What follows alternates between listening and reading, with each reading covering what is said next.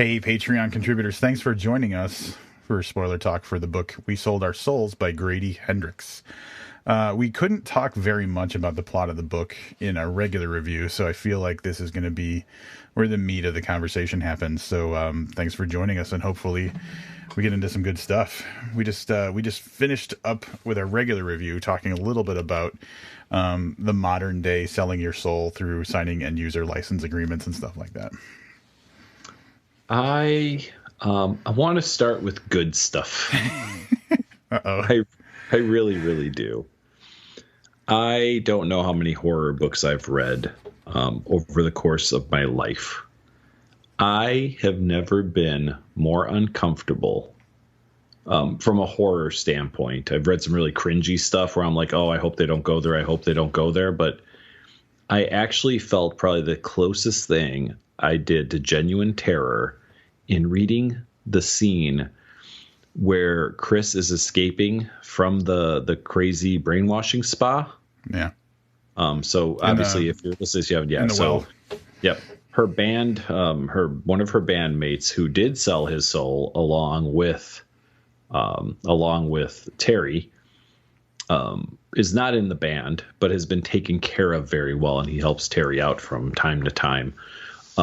He owns this spa that essentially can be used to rehabilitate people, can also be used to completely brainwash people. So Chris Pulaski, our protagonist, gets away through a well, crawling through a series of tunnels. And I will say, I wasn't like edge of my seat, you know what I mean? But it was the closest thing I think I felt to genuine terror ever reading a book. And quite honestly, it wasn't fair for it to be in this book. Wow. You mean because it was more effective than you think it should have been, or? Yeah. Like, know what? I will tell you, I've read a ton of Clive Barker. I've read a ton of Stephen King. I've read a ton of horror authors. Nobody has done a scene that really scared me as much as this. Wow. Yeah. That's high praise in a way. I'll say I kind of took issue a little bit with, there's one thing that stuck in my mind about this, and that it was that when she was like shrink wrapped to the table, when she first was being kind of like kidnapped into the place, she mentioned being claustrophobic, and I thought that was a setup for something, but then she just gets thrown in all these tight spots, and it never really like. There's a part where she almost kind of freaks out, but then she kind of meditates herself better about it, and then you don't really hear much about claustrophobia after that. And for me, it was like, well, she could have just not been claustrophobic and it still would have been scary. But at the same time, I think it was a way to demonstrate that she's a really tough person, that just like survival is something that she's very good at or something. So I don't know. I took a little issue, but I will agree. I read that in the dark. No, I didn't. I was reading a paper book. But I was imagining, like, it felt as if I was in this like really tight, dark, enclosed space as well. I felt like I had to kind of move my limbs around a little bit, just to make sure I could, because it was very effective. Dude, I was reading that 9:30 in the morning. Quite frankly, the light in my room isn't real bright. So, I mean, like I had like the blinds open, I had sun on me, you know what I mean? And I was still just like, if I was reading this at 2 a.m, I would have said, well, it's that nighttime thing. And I was a little creeped out. I made note. I was like, it's like 9 a.m, and I'm genuinely kind of scared. I want to mention one more scene. We didn't even mention this character in non-spoiler talk, but to get anybody caught up in case you didn't read it, eventually she finds an original band member who was kicked out of the band named JD. And JD is totally in the know. He's the one that gets exactly what's going on. He's another kind of tinfoil hat wearing guy. But when she shows up, he's like, it's about time. We have to go do this thing. I've got your back. I'm totally taking you there. JD doesn't make it very far.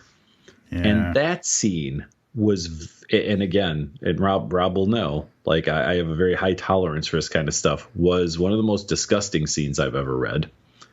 And almost as horrifying as the crawling through the goddamn caverns, like under the well. Yeah, I have a few thoughts about that. First of all, like there was like the immediacy of it. Like it wasn't a drawn out scene. It was maybe like 4 pages like of reading, with kind of a cliffhanger. The funny thing is, like, where I put down the book for the night, because I was reading it Saturday and Sunday. Where I put it down Saturday was kind of the end of the violence, and then Sunday I picked up with like the aftermath of the violence. So I went to sleep like not really knowing what happened to JD, so that was a little interesting. But yeah, it was really fast, and it was like so graphic. And I was thinking to like, what else have we read that's like super graphic? And obviously we read those like kind of like ultra horror books. Mm-hmm. But I was thinking about what is that Rainy Night book? Yeah, Richard Lehman. Yeah, and I think that like that little JD scene was far worse than anything we read in that Richard Lehman book. I agree, and that's why I mean he essentially gets his face to. So what happens is they're at a rest stop or something, and the people have zoned in and found her, and these people are all kind of like mindless zombies almost that essentially are doing the bidding of the Blind King and the Black Iron Mountain, which we haven't mentioned at all. And they essentially attack the car, and at one point they break the window and they start getting a hold of JD's face, which essentially almost gets ripped off, and he survives this, not for long. Yeah. But enough to get him out of it. And it was equal part disgusting and horrifying. And again, you're right. I'm thinking of what is it? Stirrup Iron Road? 65 Stirrup Iron Road. Yeah. Yeah.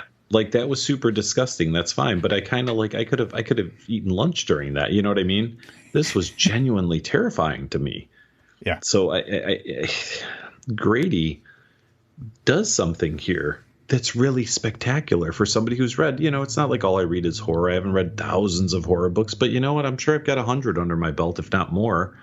And this book held the 2 single scariest scenes I've ever read in a book. I think it goes to authenticity a little bit. Like I could see everything that was written actually happening in real life. And I think that was what made it so like kind of messed up for me. I think about the movie Reservoir Dogs. Have you seen it? A long time ago, but yes. Yeah. So there's a scene where like they kind of flash back to just after the jewelry store robbery, where like the bad guy's pulling some chick out of a car to try and escape, and the cops show up and like I think it's Steve Buscemi. He just like unloads like into these 2 cops that are coming out of their car, and it just looked like what would actually happen in a crime. And I was like, holy shit! Like knocked me back in my seat, because it looked like. This is actually like it looked like they had just filmed an actual like robbery, and it was very effective because it was so authentic. Yep. Anything else good you want to praise before we move into some other stuff? Yeah. So I'm going to preemptively praise something because I think you're going to have a problem with it. So I want to get the good stuff in first about it. So like if you zoom out and you look at the overall kind of like story of the book, okay, there's 2 things, and remind me if I forget to talk about. One, I want to praise the unique take on soul selling that they took in this book, because it's like something I've never seen before. But first, I want to talk about the only a lone girl with a guitar can save us all, because I feel like you're going to have a problem with that. All right. Here's what I'm going to say. I'm going to make a statement on that. I'm going to set this up for everybody. At a point, Chris understands that if she follows the songs that she by and large wrote for that album that was never recorded, that this is the path to her final face-off with Terry, the Blind King. I didn't have a problem with that. But I almost prayed. I'm telling you, it was almost like a religious experience. I was like, please tell me she's not going to defeat Black Iron Mountain by playing a goddamn song on her guitar. And I probably chanted that as a mantra for 30-40% of this book. And god damn it, if the solution to the whole problem isn't playing, not a song, but essentially an album live in front of people, is what defeats the Black Iron Mountain. To be fair, it doesn't, though. I don't think that... But what it does, and this is what I thought was great, was, first of all, the album Troglodyte was written in the witch house, right? Yes. And she spent a lot of time at the well, like listening while she was writing it. And so I feel like there was a little bit of like, whatever you want to call it, like subconscious understanding kind of in her mind that was coming out in the songs. Like she kind of knew, without knowing, she knew what Black Iron Mountain was because she was like spending time around that well or whatever. Yeah. So that was kind of cool that was set up, because otherwise Troglodyte album would be a total, like, you know, Deus Ex Machina or whatever. Like, you know what I'm saying? Like, yep, absolutely. Then the information was given to her at a place where Black Iron Mountain was strong. So essentially, it's like she almost overheard. She learned the secrets of the solution. Yeah. So I like the way they set that up. Cut to, I mean, there's a lot of conveniences, including Melanie, who we mentioned before. That were they not all in place, Chris would have been fucked. That got her to the thing, and Terry's weakness about being fucked over by the Black Iron Mountain was pretty was allowed her to be on stage, and then she played the whole album and blah blah blah. And so my take on what happened was, by playing the album, she didn't defeat Black Iron Mountain. She kind of just created enough of a not diversion, but you know what I'm saying? Like, she gave herself a moment to escape, but in that moment, she inspired other people to, like, care about the Troglodyte album, which would eventually, if enough people kind of build up together, she's like, I'm going to get the million sparrows or whatever. So in that moment on stage, when she played to the 500,000 people, she started to inspire all the other little birds that were going to take down the mountain. Yes. I still wanted it to not be. I mean, you understand, like, I saw it. That's why I was praying. I was like, oh, I really hope that we don't go this route. And then as it became more and more clear, I was doing a lot of, like, rubbing my forehead, you know, at the end of the line, going, oh, fuck. So you're not happy? You're not happy with the way that played out?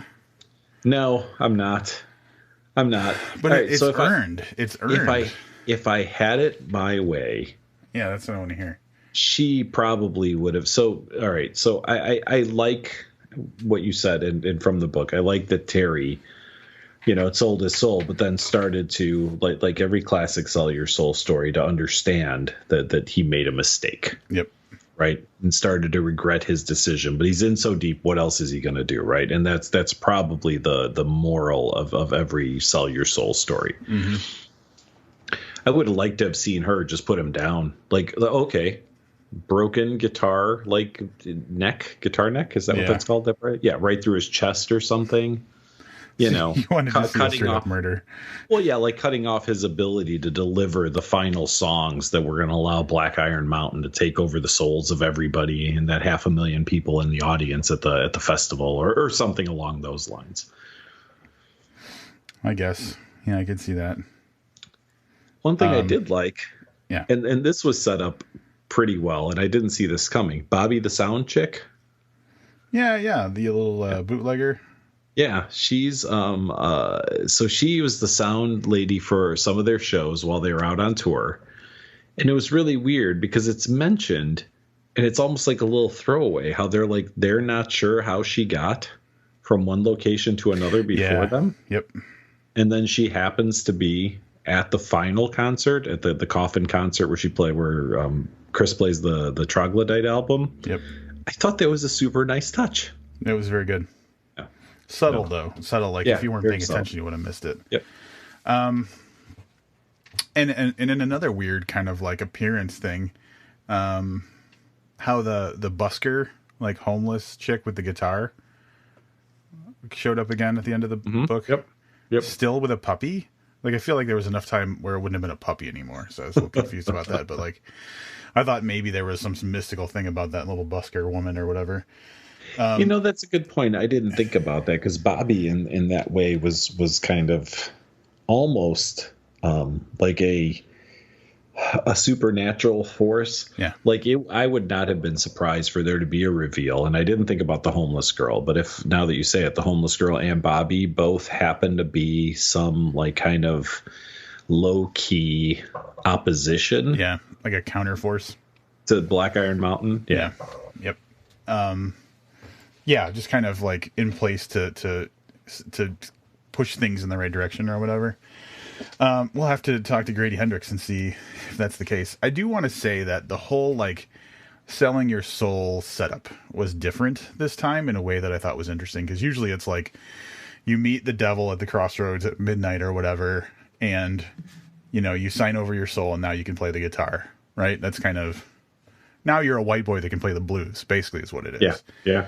And that's probably how Led Zeppelin became successful and all that. Anyway, there's a little... So hold on a second. Did we just go down a rabbit hole that we should continue down, or? I just took a shot at Led Zeppelin. Well, I mean, even in the book.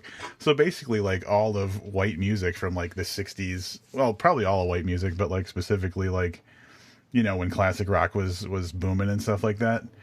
And obviously disco and everything after that is just, like, people ripping off blues, and it's 100% true. So, anyway. Selling your soul... Usually, you sell your soul to the devil. Terry gets an idea in his head that he's going to sell his band's soul and not his own. And I was like, hey, this is a great idea. If I ever decided to sell a soul, if I had the option to sell someone else's, I would definitely go with that. Fucking great. And then, like, he just keeps doing it at a bigger and bigger scale. And I thought that was, like, that was a cool way to do it. But it was also, like, dude's an idiot if he thinks that, like, just giving them more souls is going to make a difference. So... Yeah, no, I mean, there were good things about this book, and there were bad things about this book. I haven't made up my mind on the weight yet of one versus the other. Yeah. I like the Melanie story, and I know what you're saying about that it was a little contrived. But see, whenever I see something like that, my thought is, although it's contrived, the only reason that you're getting the backstory is because Melanie is there at the end. Because she's important when she's needed. Right. Yeah. So instead of just having her be a random person picking up a hitchhiker and then becoming a central figure, you already know what her motivations are because she's had a little chapter here and there woven in through the course of the story. So obviously you know that she's going to be a central character in some way, or we wouldn't be reading about her like chapter 4. It's true. So yeah, that's kind of I'm fine with it, but yeah. Another thing, and I want to get your idea on this because toward the end of the book, when Terry and Chris are talking before they play the Troglodyte album on stage, when they're talking backstage and he's explaining his evil plan like a Bond villain would, Terry talks about how he's got all the fame and the money and everything, but he hasn't become a legend. He hasn't become legendary, and that's like what he wanted to do with this final big gig, and that was very important to him. Chris then goes on to become a legend in the 3 years later part of the book in a low key way where it's never like, oh, Chris is this legend, but like there are like, stories about this person that are enduring over the years, even though like they're not in the public eye and stuff like that. And that is the beginnings of a legend. And so I thought it was cool that while Terry is just kind of like, wallowing in his studio, hating his life, Chris goes on to get the one thing that he was always trying to get. That's interesting. I didn't put that together on my own. Yeah, she definitely became a literal legend. That's very good of you, Rob. I like that. You've got a good eye for that kind of stuff. The one other thing I wanted to touch on was, I think it's great that the Troglodyte album. So we're going to talk about this back on the regular podcast because I think it's actually a cool thing. But there are these at the end of every chapter, there is some type of media. So it's from a conspiracy theory podcast, or it's someone talking about, like a, and I don't think it's ever Rolling Stone, but like part of a Rolling Stone article about dirt work, you know what I mean, or something. So these are 32 chapters, I think I counted. At the end of each one, there's this little snippet, and a few times the Troglodyte album is just mentioned as being not very good. Like to them, it was what was going to launch their career, and it was the best album ever. But like reviewers are like, this album's not really very good. It's important because the Blind King worked on it, and but it's so funny because to them it's the greatest thing ever, and everybody else it's kind of meh. Yeah, and I wonder, like, I thought about that. It would be great if the album just wasn't very good. But I was wondering how much of that was just spin that Terry was putting on it, like trying to make it sound not good. Yeah, that could very well be. Yeah. But I like those. I thought they they gave a good focus, and it's something that's worth mentioning in the regular review. So apologies if you've already heard this, or if you hear it again when you listen to the regular review. We're going to talk a little bit about that when we get back over to the regular episode, which I think we're good. I think we're going to do that now. Yeah, I mean, yeah, I think that's everything. We got to the real nitty gritty. I thought you were going to complain about more stuff. You went easier on the book than I thought. You made it sound like you were going to go. That goddamn concert at the end, man. I'm telling you, it was awful to me. That was like that fucking movie Queen of the Damned, right? Yeah. Just like some weird vampire concert in the middle of the desert. That's what this was. Yeah, essentially. Yeah. Queen of the Damned. There you go. So, thanks, valued Patreon contributors. You guys make this a lot easier for us to do. We're gonna head back over to the regular podcast, but I feel like we're going to be back with spoiler talk. I kind of feel it already for next week. So come back next week for more spoiler talk.